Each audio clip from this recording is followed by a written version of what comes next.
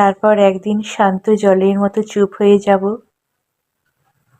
মাঝে মাঝে নিজের বুকেই ঢেউ তুলব, বৃষ্টি হলে নিজের উঠোন পেতে দেব, কেউ ভিজতে এলে উদার হব, কেউ চাইলে তার তীব্র তৃষ্ণার একটু প্রশান্তি হব। কিন্তু তবুও কারোর প্রতি কোনো অভিযোগ থাকবে না,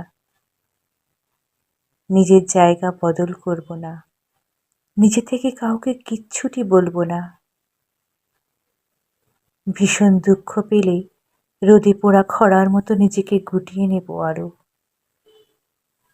নিজেকে সংকীর্ণ করে আরো এক কোণায় আটকে যাব, তবুও আর কাউকে কোনোদিনও কিচ্ছুটি বলবো না।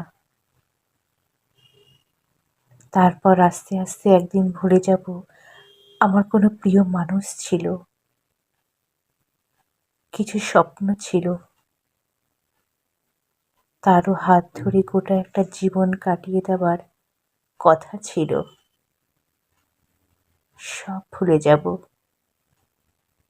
শান্ত জলের মতো শুধু মনে রাখবো নিজের জায়গাটুকু ছাড়া আমার আর কিচ্ছুটি নেই, কেউ নেই।